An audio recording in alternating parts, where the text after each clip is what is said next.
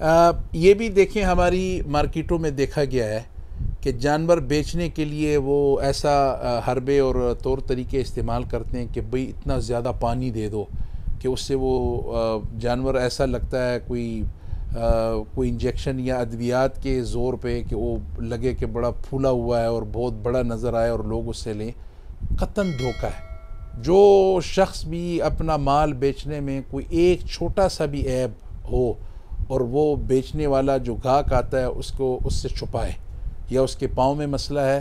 یا اس کی دم میں مسئلہ ہے، یا سینگ ٹوٹا ہوا ہے، یا آنکھ میں مسئلہ ہے اور وہ بتاتا نہیں ہے، ظاہر نہیں کرتا، یہ پیسے حرام ہیں۔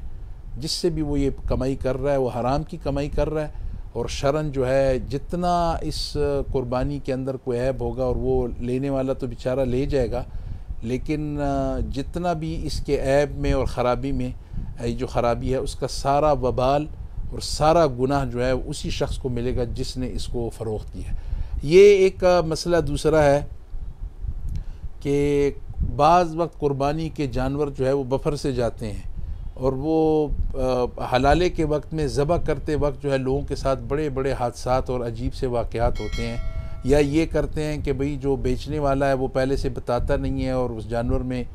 بڑا کوئی غصہ تشدد سا ہوتا ہے، تو پھر لوگ اس دن قربانی والے دن بڑے واقعات ویڈیوز بنتی ہیں اور جانور رسی توڑ کے نکل جاتا ہے، پھر وہ قابو میں نہیں آتا،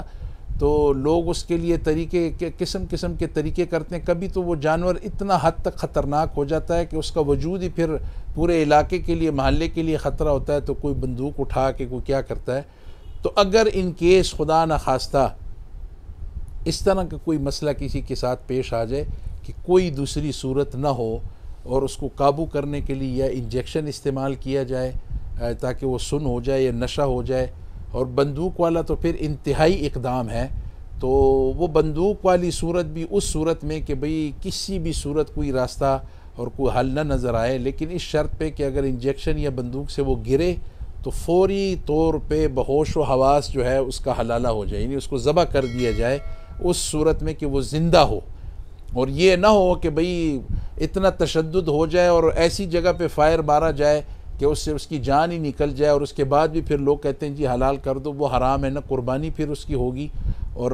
مردہ جانور کی تو ویسے بھی جو ہے وہ قربانی جائز نہیں ہے۔ اور ساتھ ایک دوسری بات بھی میں کہہ دوں کہ آج کل جو جانوروں میں بیماری ہے، اس بیماری نے بڑے زیادہ نقصانات تو یقیناً کر دیے ہوئے ہیں۔ لوگوں سے گزارش ہے کہ آپشن موجود ہے، یہ نہیں ہے کہ بالکل ہی قربانی نہیں ہے، تو اگر کہیں عیب ہے اور بیماری ہے تو بھئی آپ اس طرف جائیں جہاں پہ کوئی بیماری نہ ہو، کوئی صحت مند جانور ہو، دیہاتوں میں ہیں۔ اور دوسرا آپ کے پاس آپشن ہے کہ چھوٹے جو جانور ہیں وہ بکرا، بکری،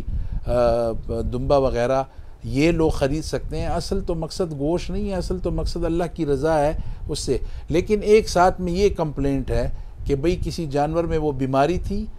اور لوگ ابھی سے جو ہیں وہ مرنے والا تھا تو اس کو حلال کیا، ذبح کیا، اور پھر وہ گوشت لوگوں میں بانٹ رہے ہیں،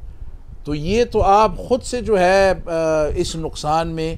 شامل ہو رہے ہیں کہ آپ لوگوں کو اس بیمار جانور کا گوشت لوگوں کے گھروں میں بھیج رہے ہیں۔ خدا نخواستہ کسی بھی شخص کو، کسی گھر کو، بچے کو اس گوشت سے کوئی بیماری لاحق ہوئی تو اس کا ذمہ دار تو دنیا و آخرت میں وہی شخص ہے جس نے یہ گوشت بھیجا تھا۔